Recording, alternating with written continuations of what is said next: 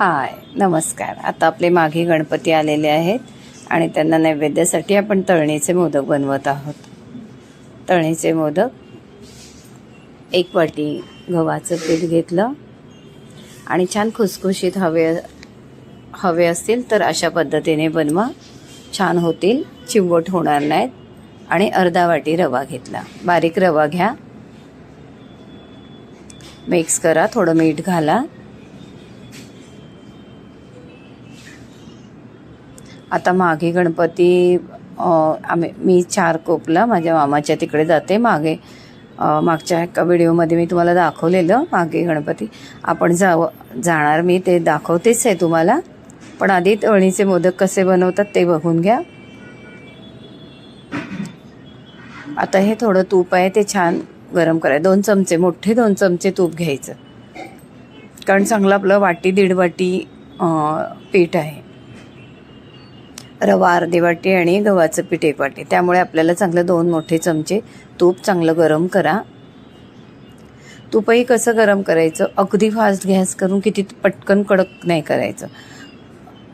तूप काय तेल काय, कधी जे मोहन घेतो कडक मोहन ना, ते हळूहळू गरम होऊन कडक झालं पाहिजे, अगदी मोठ्या गॅसवर ठेवून पटकन कडक नाही करायचं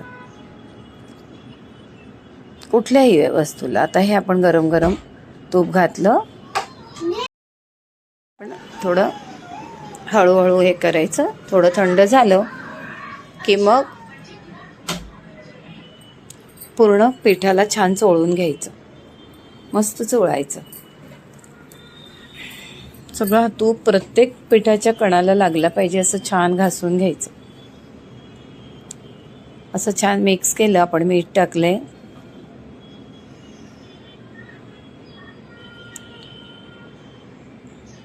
आता थोडं थोडं पाणी घेऊन आपण भिजवायचं म्हणजे कसं, आपण चपातीचं पीठ मळतो तसंच, थोडंसं घट्ट, चपातीच्या पिठाच्या अगदी थोडंसं घट्ट, जास्त नाही, कारण अगदीच असं नरम केलं चपातीच्या पिठासारखं तर आपले मोदक असे खुसखुशीत नाही होणार, म्हणून थोडंसं घट्ट, जास्त नाही, थोडं घट्ट, छान मळून घ्या मस्तपैकी।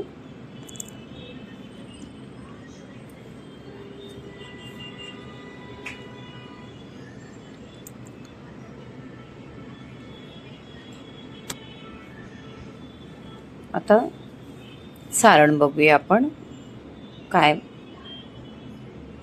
कसं करतो ते। हे पीठ मळून थोडा वेळ ठेवा, अगदी 5-10 मिनटं बाजूला ठेवून द्या, म्हणजे ते मिळून येईल तिकडे, कारण आपण त्याच्यात रवा घातलाय। रवा घातल्यानंतर तो रवा पिघला ना की पण पीठ जरा घट्ट होतं। आता हे गूळ घेतले वाटीभरती आणि खोबऱ्याचं चूर घेतलंय वाटीभर, तुम्हाला हवंय त्याच्यामध्ये बदाम काजू जे काय हवंय, तीळ खसखस वेलची जे काय टाकायचं आहे ते टाका। सारण काय वेगवेगळ्या पद्धतीचं बनवतात, मी गूळ खोबऱ्याचंच बनवते, त्याच्यात काय वेगळं जे काय तुम्हाला आवडीचं घालायचं असेल ते घालू शकता। आता थोडंसं तूप घातलं आणि आपला गूळ पातळ करून घ्यायचा,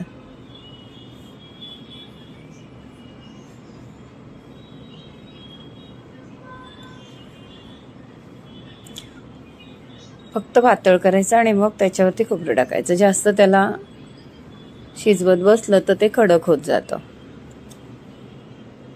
नुसतं तुपावर थोडं पातळ करून घ्यायचं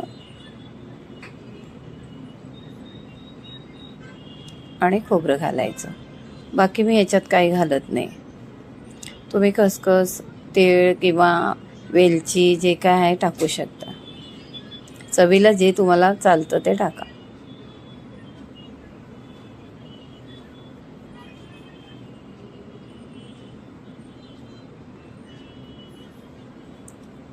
मोदक म्हटले की त्याचं सारण गूळ आणि खोबरे यातच खूप मजा असते, बाकी ते इतर कुठल्याही पद्धतीचे सारण भरलेत ना तर काही नाही। आणि माझ्या घरी म्हणजे मुलांना ना माझ्या वेलचीचा स्वादही जास्त आवडत नाही, किंवा काही खसखस वेगळं काही टाकायला गेलं, अगदी ड्रायफ्रूट टाकले तरी पण मग ते त्यांना नाही पटत, म्हणून मी फक्त गूळ आणि खोबरं एवढंच सारण असतं।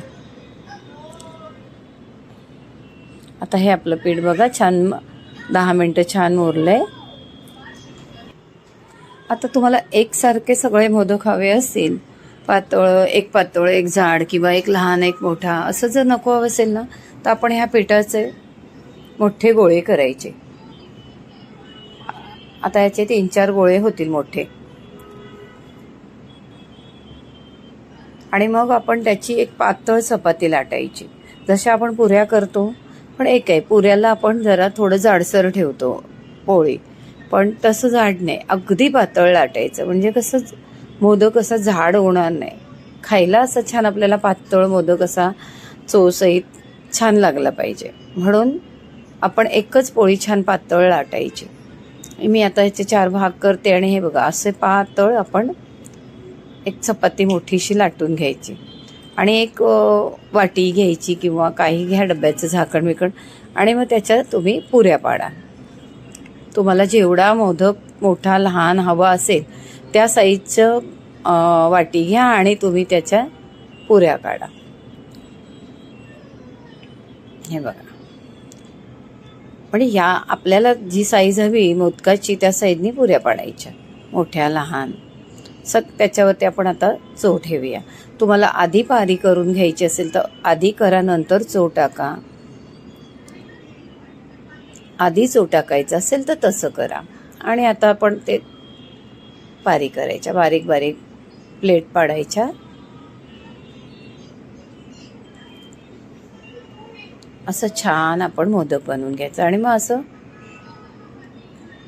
सेम प्रोसेस मग आपली जसं आपण उकडून मोदकाच्या पिठाचं करतो तसंच, फक्त हे गव्हाचं पीठ. हे बघा छान आपला मोदक झाला.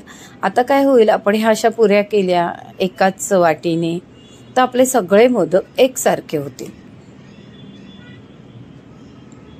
पण पोळी त्याची, चपाती त्याची अगदी पातळ लाटा, तेव्हा तुम्हाला मोदक खायला मजा येईल. जाड असं असेल तर तळतानाही ते तळले नीट जाणार नाहीत आणि शिवाय खायला पण बरं नाही वाटणार. असे आपले तळणीचे मोदक छान तयार झालेले आहेत. आता मस्त तेल गरम करायचं. तेल गरम म्हणजे अगदी कडकड करायचं नाही.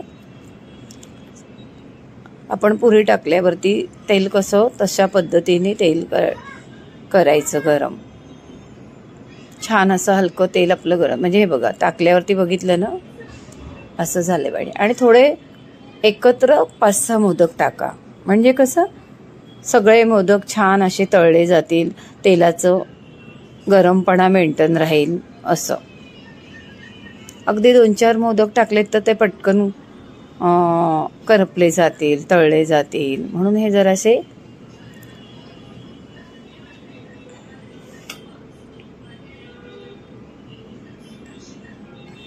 हळूहळू हलवा. अगदीच थोडे तेलात तळले गेले की मग त्यांना झारा लावा आणि मग आलटी-पलटी करून ते छान तळून घ्या. अगदी मस्त ब्राऊन कलरवरती खूप छान मोदक होतात, खूपच छान होतात. करून बघा.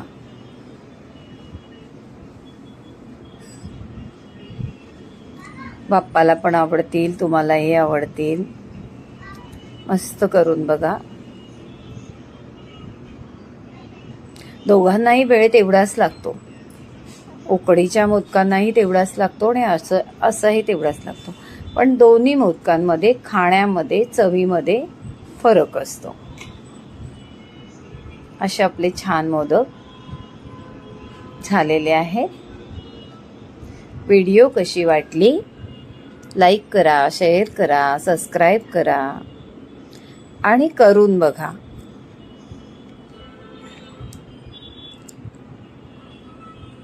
करून बघितले तर पुढची व्हिडिओ बघायला चुकणार नाही, नक्की बघाल.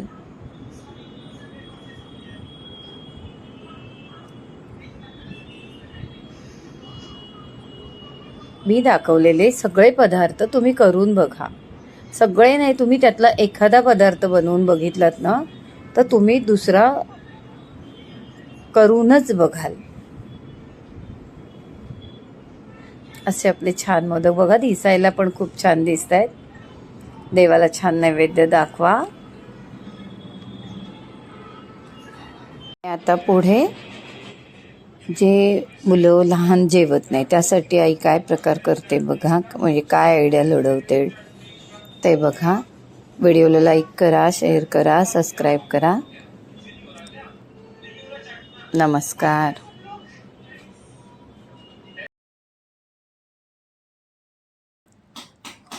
असा खुसखुशीत तळणीचा मोदक बघितला, करून बघा.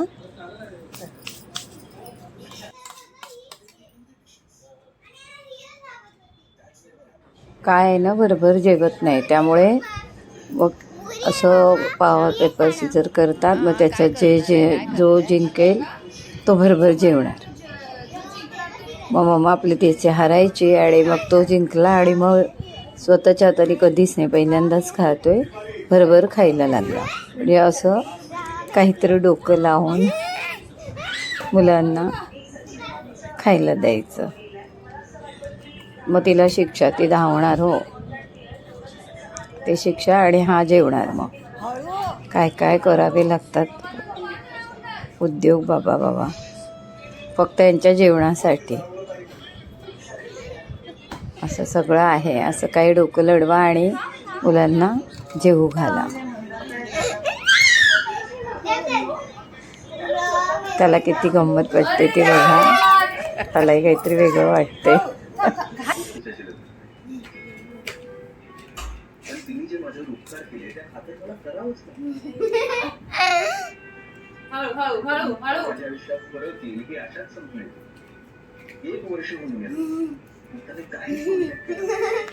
सावकाश सावकाश सावकाश.